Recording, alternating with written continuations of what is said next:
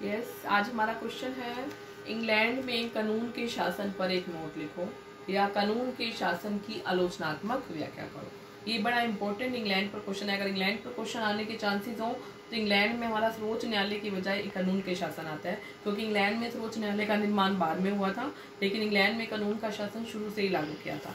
तो आज हम सबसे पहले मैं आपको यही बताऊंगी क्या होता है ये कानून का शासन।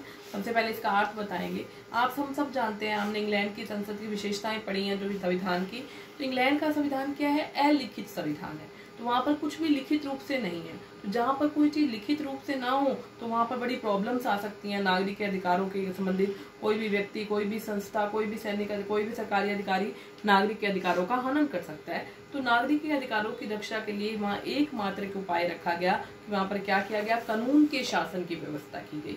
तो कानून के शासन का अर्थ है सभी व्यक्ति कानून के समक्ष समान है, कानून सर्वोच्च है, कानून से ऊपर कुछ भी नहीं है। कोई बड़े से बड़े व्यक्ति से लेकर छोटे से छोटे व्यक्ति को कानून के अधीन रहकर कार्य करना पड़ता है। अपनी शक्तियों का कानून की सीमाओं के दायरे में रहकर प्रयोग करना पड़ता है। कानून के बाहर जाकर कोई भी कुछ, चाहे बड़े से बड़ा व्यक्ति हो, कोई भी कुछ भी नहीं कर सकता है। तो वहाँ पर कानून के शासन की व्यवस्था लगाने बड़ी जरूरी थी, क्योंकि वहाँ पर संसद सर्वोच्च थी, प्रभुसत्ता, संसद की प्रभुसत्ता का तानाशाही स्थापित हो सकती थी। सम्राट वहाँ पे था, सम्राट अपनी तानाशाही स्थापित कर सकता था, नागरिक के अधिकारों का हनन कर सकता था। तो इसलिए वहां पर क्या किया गया? एक कानून का शासन बनाया गया। तो डाइसी ने बड़ी अच्छी डेफिनेशन दी है कानून के शासन का, बड़ा अच्छा अर्थ बताया है कि कानून के शासन के 3 अर्थ हैं।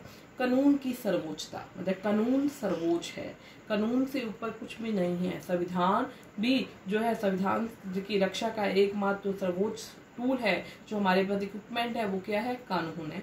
कानून से ऊपर कुछ नहीं है। सभी बड़े से बड़ा व्यक्ति हो, चाहे छोटे से छोटा व्यक्ति हो, वो कानून के दायरे में रहकर काम करेगा और कानून के अधीन, कानून से ऊपर कुछ भी नहीं है। चाहे सम्राट की बात हो, चाहे संसद की बात हो, संसद के कानून हो, कानून के शासन से ऊपर कुछ नहीं है। दूसरे कानून के शासन का अर्थ है कानून के समक्ष समानता, मतलब कानून सभी के लिए समान है। बड़े से बड़े व्यक्ति और छोटे से छोटे व्यक्ति को समान अपराध के लिए कानून सबको समान रूप से दंडित करेगा। जैसे भारत में भी है कि चाहे भारत का राष्ट्रपति हो या एक चपरासी हो, अगर किसी ने समान अपराध किया है तो भारत में कानून के समानता के आधार पर सबको समान रूप से दंडित किया जाएगा। तो ये व्यवस्था इंग्लैंड में भी की गई है कि कानून के समक्ष समानता है, सभी व्यक्ति कानून के समक्ष समान है। कानून जाति, धर्म, भाषा व लिंग के आधार पर किसी के साथ कोई भेदभाव नहीं करेगा। तो तीसरा है, जो हम क्या पढ़ रहे हैं, कानून के शासन का कानून सर्वोच्च है। दूसरा क्या है? कानून के समक्ष समानता। तीसरा क्या बताया है कि जो न्याय, लोगों के जो न्याय अधिकार है वो न्यायिक निर्णयों के देन है, क्योंकि वहां पर अधिकार में क्या है? लिखित रूप से तो हमें मिले नहीं थे। इंग्लैंड में लिखित रूप से तो कुछ नहीं था।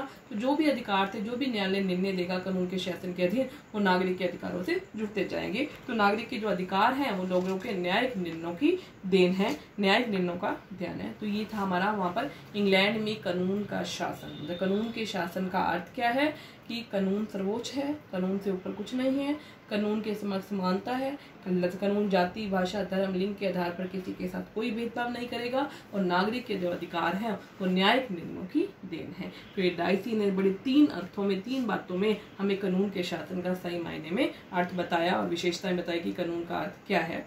तो ये क्या था? वहां पर कानून का शासन लागू कर दिया कि सभी व्यक्ति समान है, ताकि लोगों के अधिकारों का हनन ना हो, सम्राट तानाशाही ना बन जाए, संसद की तानाशाही स्थापित ना हो जाए। लेकिन क्या हुआ? कानून का शासन तो बना दिया, लेकिन इसके कुछ अपवाद भी थे वहां पर। मतलब बात देखने में कुछ और था और व्यवहारिक रूप से वहां पर कुछ अपवाद थे जो इसकी आलोचनाओं के अंदर आते हैं। तो पहला क्या था? अधिकारियों की विशेष स्थिति। वहां पर क्या था कि 1892 में सरकारी अधिकारी कानून अधिनियम पारित किया गया, जिसके आधार पर ये कहा गया है जो सरकारी अधिकारी होंगे, जो सरकारी कर्मचारी होंगे, अगर वो कोई अपराध करता है तो 6 महीने के अंदर अंदर उस पर कार्यवाही, अगर अपराध पर संबंधित कोई कार्यवाही की जाए तो ठीक है, नहीं तो उसका अपराध क्षमा योग्य हो जाता है। और दूसरी बात क्या थी कि कोई भी अपराधी, मान लो किसी सरकारी कर्मचारी ने कोई अपराध किया, मैंने उसके खिलाफ कोर्ट में जाकर केस कर दिया, लेकिन वो सरकारी कर्मचारी केस जीत जाता है तो सारा खर्चा भी मुझे उठाना पड़ेगा। तो ये क्या हुआ, एक तरफ तो कह रहे हो कि कानून के समक्ष भी समान है और दूसरी तरफ तुम क्या कर रहे हो, सरकारी अधिकारियों को अलग से अधिकार दे रहे हो, उनका अलग से व्यवस्था कर रहे हो। तो ये इसका अपवाद था। तीसरा क्या था कि वहां पर सम्राट को विशेष अधिकार। आपको पता है कि इंग्लैंड का शासन सम्राट के नाम पर चलाया जाता है, तो वहां पर क्या था, सम्राट को विशेष अधिकार दिए गए थे। सम्राट अपने कार्यों के लिए किसी के प्रति उत्तरदायी नहीं था, मतलब ना कानून के प्रति ना संविधान के प्रति। किसी भी न्यायालय में सम्राट के खिलाफ कोई अभियोग नहीं चलाया जा सकता। इसका मतलब क्या है, कानून का शासन सम्राट पर लागू नहीं होता है। सम्राट अपनी मनमानी कर सकता है, अपनी तानाशाही स्थापित कर सकता है। तीसरा क्या है, राजदूतों की विशेष स्थिति। जो दूसरे देशों से जो राजदूत आए होते हैं इंग्लैंड में, उनके खिलाफ भी इंग्लैंड में किसी भी न्यायालय में उनके खिलाफ कोई कार्रवाई नहीं की जाती है। उन्हें मान लो कोई राजदूत गलत काम करता है तो उन्हें वो अपना देश वापस बुला सकता है। किसी न्यायालय का देश को छोड़कर उन पर कोई कार्रवाई नहीं की जा सकती है। सैनिक अधिकारियों को विशेष अधिकार। एक तरफ तो हम बात कर रहे हैं कि सबके लिए समान कानून है, लेकिन दूसरी तरफ वहां पर क्या है, सेना के जो अधिकारी हैं, जो प्रतिष्ठित व्यक्ति हैं, उनके लिए अलग से अधिकार है। न्यायालय के अंदर अलग से सेना के अधिकारी कर्मचारियों पर कोई मुकदमा नहीं चलाया जा सकता आम न्यायालय के अंदर। तो ये भी कानून के शासन के खिलाफ है। नेक्स्ट क्या है, प्रिविलेज ऑफ होम मिनिस्टर। जो होम मिनिस्टर है, देश के जो गृह मंत्री हैं, वो भी कानून के शासन की परिधि से बाहर है। उनको भी विशेष अधिकार दिए गए हैं। तो नाम हो गया कानून का शासन। देखो धीरे धीरे करके सब लोग इसके बाहर चलते जा रहे हैं कि उनका कहीं भी विदेश जाने पर रोक नहीं लगाई जा सकती है, वो कोई भी काम कर सकते हैं, उसके कोई विरुद्ध कोई अभियोग नहीं चलाया जा सकता। किसी भी न्यायालय में होम मिनिस्टर के खिलाफ कोई भी अभियोग या कोई भी केस दर्ज नहीं किया जा सकता।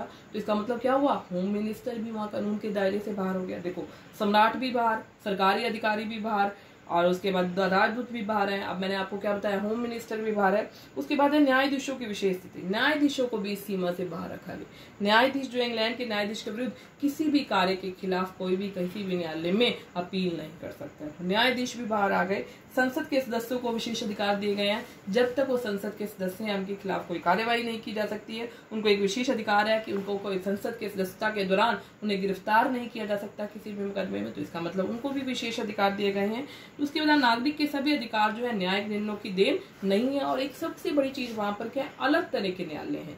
दो तरह के न्यायालय हैं, साधारण नागरिकों के लिए अलग न्यायालय हैं और विशेष व्यक्तियों के लिए अलग से न्यायालय हैं। तो एक तरफ तो कह रहे हैं कानून सबके लिए समान है, कानून के समक्ष समानता है, तो दूसरी तरफ हमने क्या कर दिया, सभी लोगों को विशेष अधिकार दे दिए। तो फर्स्ट कौन गया, एक आम नागरिक, एक आम जनता, जो ना सरकारी अधिकारी है, ना वो सम्राट है, ना वो संसद का सदस्य है। तो ऐसे व्यक्तियों के लिए ही कानून का शासन है। पूरे देश के लिए कानून का शासन कहना इसे बिल्कुल ही गलत है। हम ये केवल एक व्यवहारिक औपचारिक रूप से कह रखा है कि इंग्लैंड में कानून का शासन है, लेकिन इंग्लैंड में व्यवहारिक रूप से कोई कानून का शासन नहीं है।